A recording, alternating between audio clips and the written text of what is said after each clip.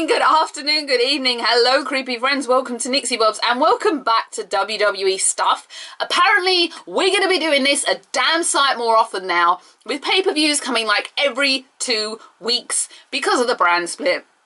I'll be honest, when we found out we were going to have a brand split again, I wasn't quite too sure about how to feel about it. I regularly and actually said, I think on here, I don't want a brand split, leave it as it is. I still partly think that because they're bringing in like Kurt Hawkins and all these people that they released because they weren't doing diddly squat. So if you think you've got too many superstars to just have one big roster, but now you're splitting it up and you're bringing in more superstars to make 2 separate rosters, how does that mean you've got enough people? Because you're clearly saying you've not got enough people. I'm confused. But I do feel it's worked. I know there's like memes going around taking the mickey out of the Smackdown titles and the Raw titles being red and blue.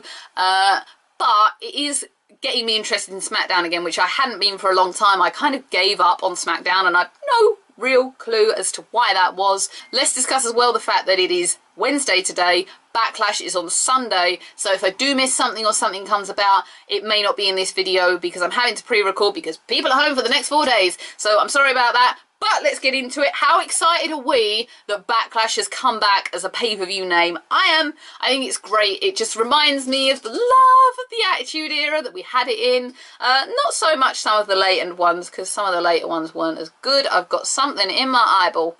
So as of right now, as of this moment here, there are only 6 matches to go. So I'm assuming we're going to have a... What are we going to have? We're going to have a pre-show match at some point, I would assume. The first one, obviously, we've had build-up for this, is AJ Styles versus Dean Ambrose for the WWE title. Now, I have no idea why they have just dropped Dolph Ziggler out of this main event picture. It was something we've wanted to see for such a long time, and suddenly he's now in the Intercontinental title run. And alright, him and Miz could make anything work between them. I love watching... Dolph Ziggler could make a freaking mop work, huh? Let's be honest. But even, you know, who could not applaud Miz for some of his promos in recent weeks? Come on, the one with Daniel Bryan and then the one of SmackDown from last week were absolutely amazing caliber. He's really picked up his ball again, and I know a lot of people aren't the Miz fans, but he proved me wrong a long time ago when I used to think he was just going to be another Marty Jannetty, he wasn't going to succeed, and then suddenly he did, so I have to respect the guy for that. So AJ Styles being in this is confusing because John Cena dropped his armband and now we haven't seen him for about 3 weeks and nobody knows why. I don't know why. Is he injured? Is he filming another damn movie? Who the hell knows? I don't know. Is he filming an award show?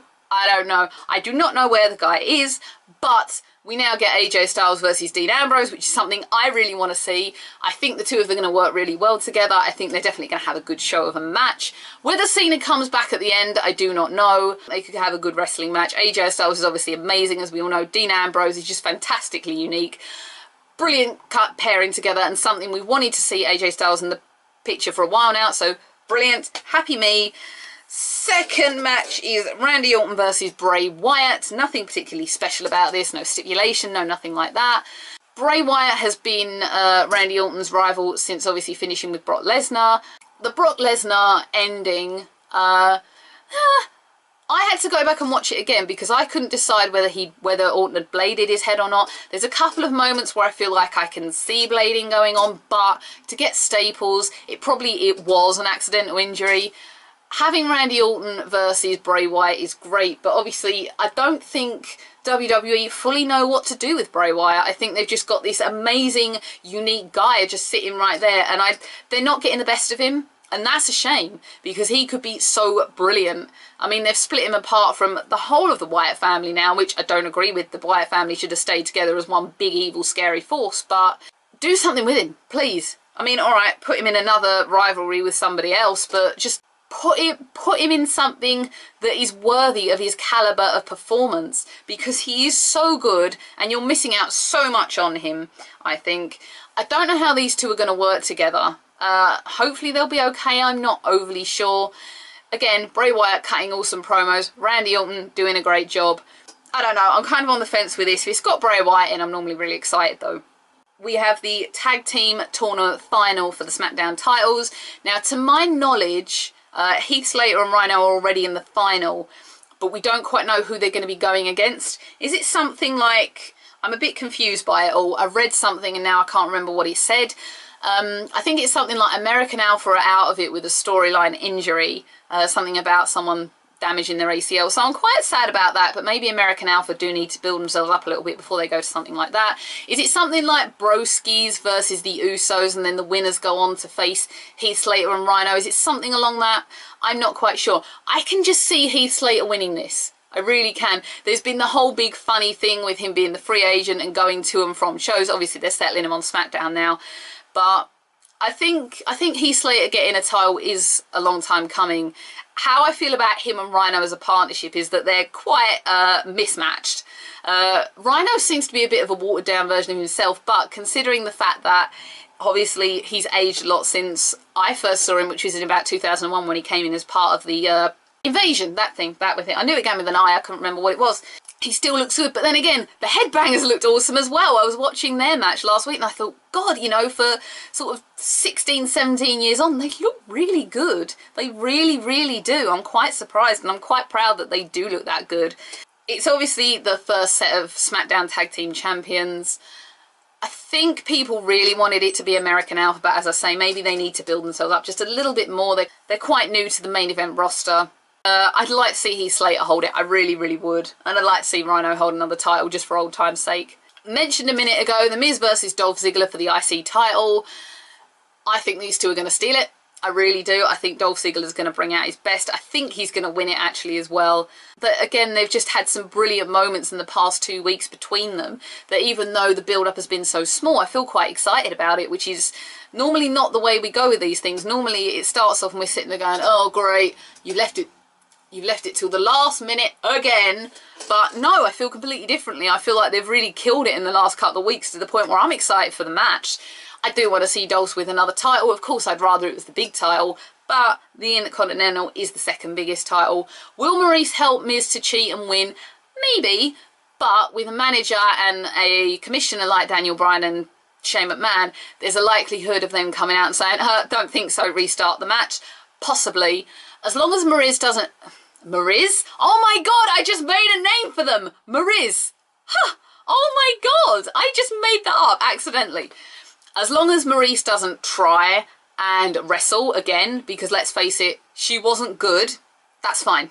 As long as she just escorts the Miz to and from the ring and just plays his manager and wears swimsuits every week to appease all the men, fine by me. The minute she steps in the ring, I have a problem. Speaking of the women, we have a 6-pack challenge for the women's title. In this match is Carmella, Alexa Bliss, Naomi, Natalya, Nikki Bella, and Becky Lynch. Now, to anyone, any fan, sort of normal fan with like me, you want to see Becky Lynch hold it. It is about time Becky Lynch held a title. I don't think she held the NXT title. It is about time she was given that belt. She is by far the strongest woman on the SmackDown roster. She was the first pick for the SmackDown roster. She damn well deserves to hold that title. Her or Natalya are the ones I really want to see hold it.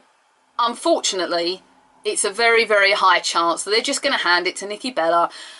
I know she's just come back from a neck injury and blah-de-blah-de-blah. They could shock us and give it to someone like Naomi or Alexa Bliss. I can't see it. Carmella and Alexa have got a lot of building up to do yet. Natalya is there. She's fantastic. If she got it, I wouldn't mind. But my number one pick is Becky Lynch. I think most people are saying give it to Becky Lynch. Whether they do or not is another matter.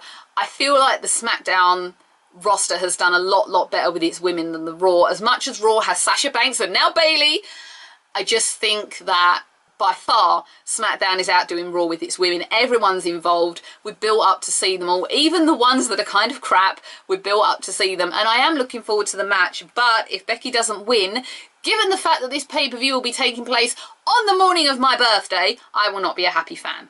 That is every match I have for now. I'm sorry it's a little bit short. Obviously, there will be some sort of pre-show match. There always is. It probably won't involve any of the women. I'm trying to, at the minute, think who it could possibly be because I'm not quite sure.